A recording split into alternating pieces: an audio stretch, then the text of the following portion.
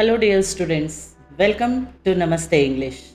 Today we are exploring the newly outlined CBSE Class 9th English syllabus for the academic year 2026 and 27. Secondary stage पर हमारा main focus students की language ability को strong करना है ताकि वो meaning को समझ सकें, खुद को एक्सप्रेस कर सकें और टेक्स्ट के साथ क्रिटिकली एंगेज हो सकें. So let's dive into the core components. Now you can see the major shift from memorizing to understanding.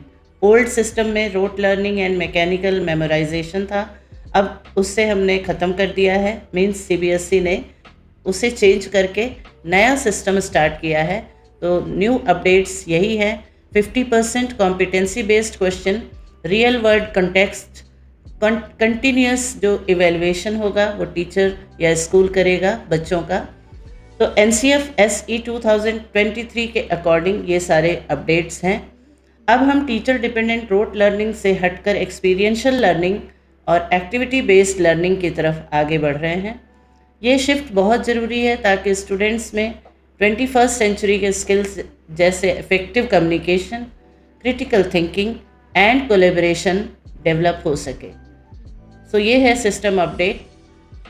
एक बार फिर से मैं रिपीट करूँगी. 50% competency based question, real world context related and continuous evaluation.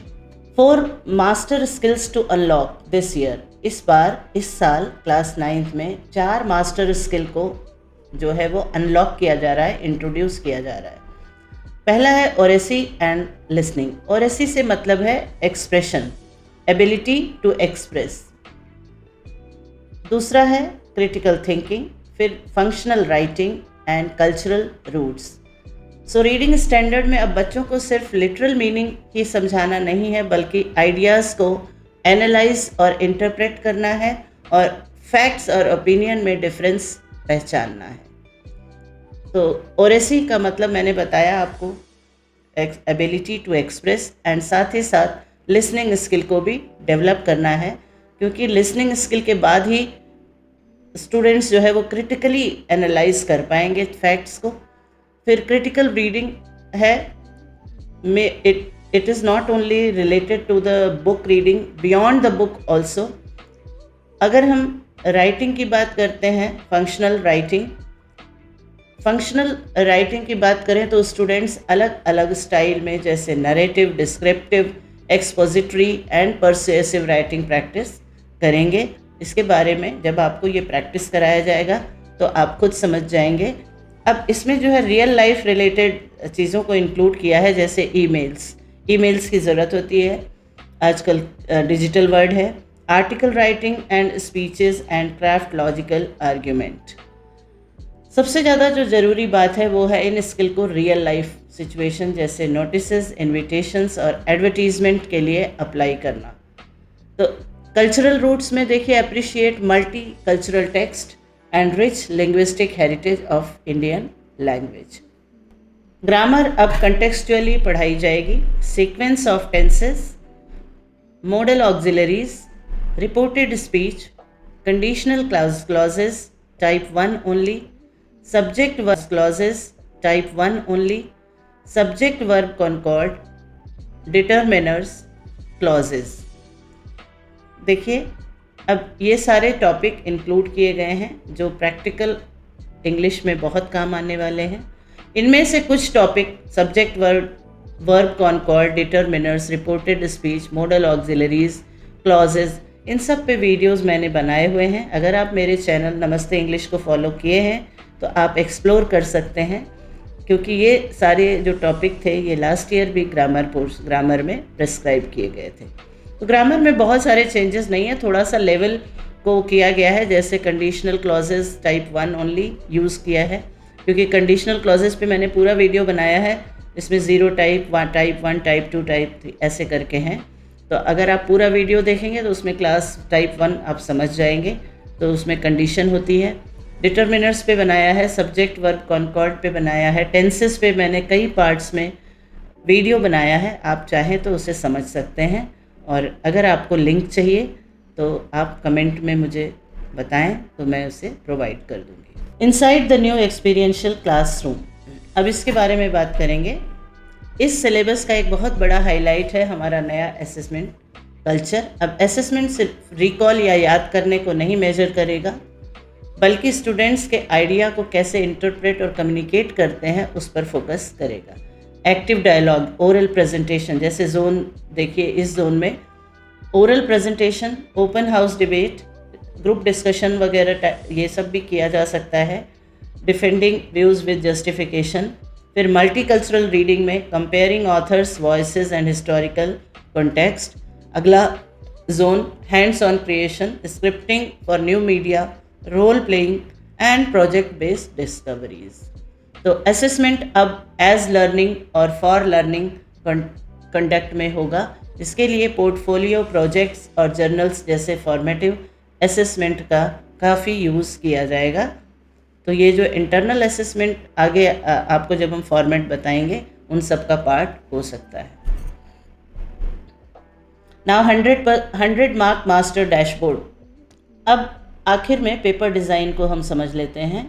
R1 और R2 दोनों profiles के लिए 80 marks का रिटन एग्ज़ाम होगा। मतलब अगर आप इंग्लिश को R1 में लेते हैं या R2 में लेते हैं, क्योंकि इंग्लिश फॉरेन लैंग्वेज है और इसके साथ आपको 2 नेटिव लैंग्वेज लेना होगा, तो आप 2 में से किसी एक में ही इंग्लिश को ले सकते हैं। अब इसमें देखिए, रीडिंग स्किल 20 मार्क्स के होंगे, राइटिंग स्किल जो है वो 30 मार्क्स का होगा, और लैंग्वेज थ्रू लिटरेचर मतलब जो आपकी टेक्स्ट बुक कावेरी है उसमें से 30 मार्क्स के क्वेश्चन पूछे जाएंगे। बाकी जो 20 मार्क्स होगा वो इंटरनल असेसमेंट के लिए होगा। ये 20 मार्क्स इवेंचुअली डिवाइड किया जाएगा periodic, pen and paper test, multiple assessment जैसे क्विजेस, पोर्टफोलियो और सब्जेक्ट इनरिचमेंट प्रोजेक्ट। हर एक के 5-5 मार्क्स होंगे। इसके द्वारा ये सारी चीज़ें स्कूल डिसाइड करेगा कि 20 मार्क्स जो इंटरनल असेसमेंट है, पेन पेपर टेस्ट पहले भी होता था ये, अब 5 मार्क्स का होता है तो उसको कन्वर्ट करते हैं टीचर्स, एवरेज लेते हैं। डिपेंड करता है, हर स्कूल के अपने अपने कॉन्सेप्ट होते हैं कि कितने मार्क्स के रिटन पेपर लेंगे हम पीरियोडिक असेसमेंट। कभी 15 मार्क्स, कभी 20 मार्क्स, डिपेंड अकॉर्डिंगली 5 मार्क्स उसमें कन्वर्ट करना होगा। फिर तो ये टोटल आपका 100 मार्क मास्टर डैशबोर्ड है, जो समझना बहुत ज़रूरी है। फिर से रिवाइज करती हूँ। 20 नंबर का रीडिंग स्किल होगा, 30 मार्क्स का ग्रामर, 30 मार्क्स का सी सेक्शन लैंग्वेज या लिटरेचर, दैट मीन्स कावेरी वाली बुक जो आपको नई प्रेस्क्राइब की जा रही है उसमें से पूछा जाएगा, और 20 मार्क्स का इंटरनल असेसमेंट होगा। अब आते हैं एग्ज़ाम के सबसे स्कोरिंग पार्ट पे। डिटेल में थोड़ा सा बात कर लेते हैं। जो 20 मार्क्स का रीडिंग स्किल होगा, ये पूरे 20 मार्क्स का गेम है। इस सेक्शन में हमें रट्टा नहीं मारना है, बल्कि एक स्मार्ट डिटेक्टिव बनना पड़ेगा। आपको 2 अनसीन पैसेजेस मिलेंगे। पहला है डिस्कर्सिव या फैक्चुअल, और दूसरा है केस बेस्ड पैसेज। डिस्कर्सिव में देखिए, वर्ड लिमिट जो पैसेज की होगी 400 to 450 वर्ड्स। फोकस होगा इन्फ्रेंस, इवेल्युएशन एंड वोकैबुलरी, और इसका जो वेटेज होगा 10 to 12 marks. Case based passage जो होगा वो 200 to 250 वर्ड्स। इसका जो फोकस होगा includes visual inputs, statistical data, chart, test, analytical thinking, और इसका वेटेज होगा 8 to 10 मार्क्स। सो उम्मीद है ये आपको क्लियर है। इसमें जो क्वेश्चन के टाइप होंगे, MCQs होंगे, ऑब्जेक्टिव होंगे, शॉर्ट टाइप भी पूछा जा सकता है क्वेश्चन, तो इसलिए बहुत ध्यान से आपको पढ़ना है। और ऑब्जेक्टिव होने की वजह से, MCQ होने की वजह से ये ज़्यादा स्कोरिंग भी है। Section B unlocking, section B writing skill जो है वो 20 मार्क्स का है।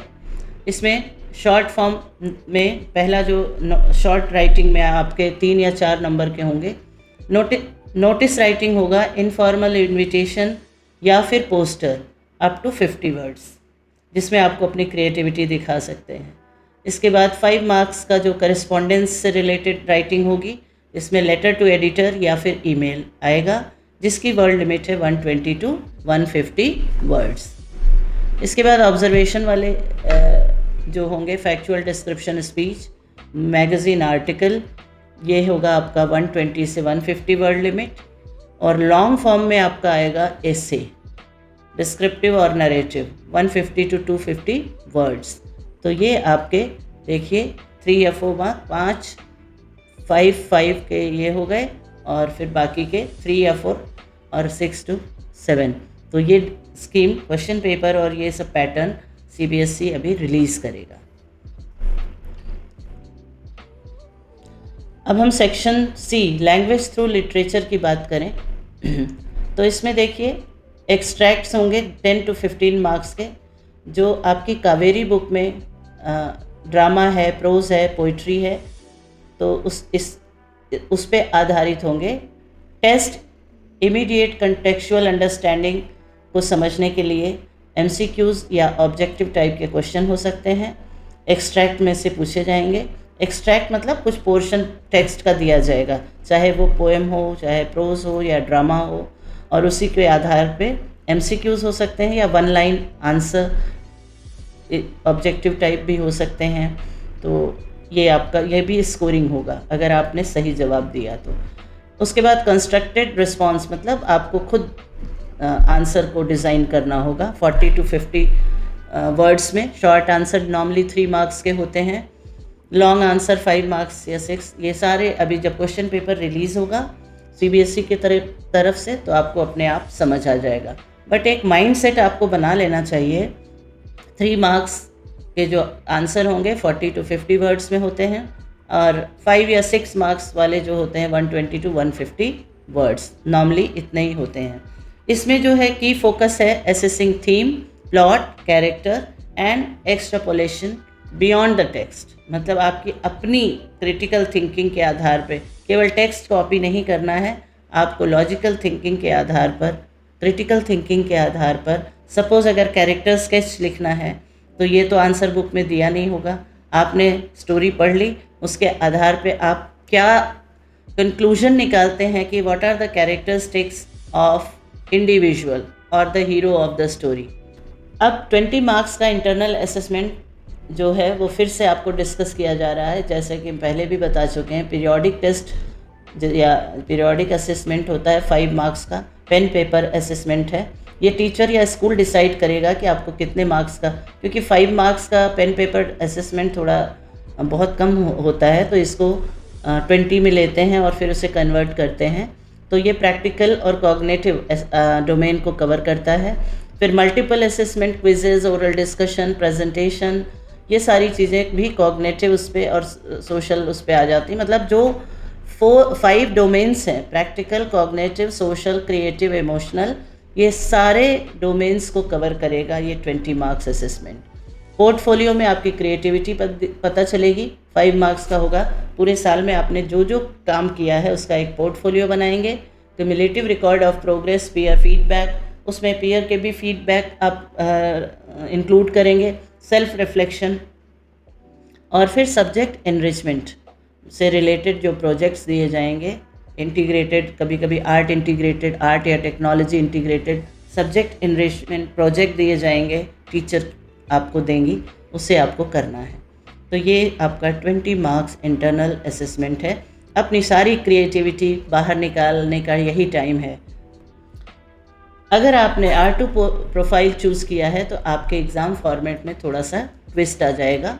राइटिंग सेक्शन में आपको नोटिस के साथ पोस्टर मेकिंग का सुपर फन ऑप्शन मिलेगा, और इससे के अलावा आप स्पीच राइटिंग भी प्रैक्टिस कर सकते हैं। ग्रामर में पैराग्राफ कंप्लीशन के ब्लैंक्स फिल करने होंगे। फॉर्मेट थोड़ा अलग होगा पर उतना ही मज़ेदार होगा। देखिए R1 और R2 का ये जो फॉर्मेट है वो सीबीएसई बाद में रिलीज़ करेगा। फ़िलहाल के लिए जो बेसिक चीज़ें हैं अभी वही आप सिलेबस में समझिए। ग्रामर में क्या आएगा, एडिटिंग, ओमिटिंग, ये सब पहले भी आता था। इनफॉर्मल इन्विटेशन शॉर्ट राइटिंग में, फिर लैंग्वेज 2 अगर आपने लिया है तो पोस्टर क्रिएशन होगा, लिटरेचर एक्सट्रैक्ट, ये सारी चीज़ें जब लैंग्वेज 1, लैंग्वेज 2 ये सारा रिलीज़ करेगा CBSE. While core competencies are identical, R2 places slightly higher exam weight. R2 में अगर आपने लिया, क्योंकि जनरली R1 ये एक्सपेक्ट किया जा रहा है कि मदर टंग होगी, R2 फॉरेन लैंग्वेज होगी और R3 जो है वो कंपलसरी है, जो पर अभी क्लास 9th के लिए R3 है ही नहीं। इस सेशन में क्लास 9th के लिए R3 नहीं है, इसलिए आपको R1 और R2 ही रखना है। 3 rules for winning 2026 academic year. तो क्लास 9 हमारा अल्टीमेट गोल क्या है? सिर्फ एग्ज़ाम पास करना नहीं है, बल्कि एक इंडिपेंडेंट लर्नर बनना है। Seek out multicultural text, new articles, data chart. Section A will test your ability to read real world data, not just story. क्योंकि थोड़ा एक्स्ट्रा नॉलेज आपको रखना पड़ेगा बियॉन्ड द बुक। सपोज़ अगर उसमें डेटा चार्ट्स ये सब दिए गए हैं तो उसका कॉमन फैक्टर्स आपको पता होना चाहिए। तो extra reading is important to crack section A comprehensive passages के लिए। Focus on why, rote memorisation is dead. You will be tested on character motivation, author themes and exploration beyond the text. Why वाला जो सवाल है, जब भी कोई चीज़ आपको लगती है तो क्वेश्चन अपने आप से वाई कीजिए, नॉट वॉट का ज़माना गया। स्पीक अप इन क्लास, और 20 मार्क्स अगर आपको अच्छे चाहिए तो throughout session you have to be active in the class. Don't feel shy to speak in the class. गलत सही जो भी है, be active in the class and participate in all the activities whatever is designed in your class. Oral presentation, debates, peer collaboration, everything is important. यानी आप खुद check करोगे कि आपने कितना इम्प्रूव किया है। सेशन स्टार्टिंग और सेशन एंड में आप खुद अपने, अगर आप एक्टिव रहेंगे तो अपने आप में डेफिनेटली चेंज महसूस करेंगे। नमस्ते इंग्लिश की तरफ से आप सभी को इस ऑसम लर्निंग जर्नी के लिए ऑल द बेस्ट। चलिए मिलकर इस साल को अपनी स्कूल लाइफ का सबसे बेस्ट और प्रोडक्टिव साल बनाना है। Thank you and let's keep rocking. If you like this video, please like, share and subscribe so that you can get my next videos notification.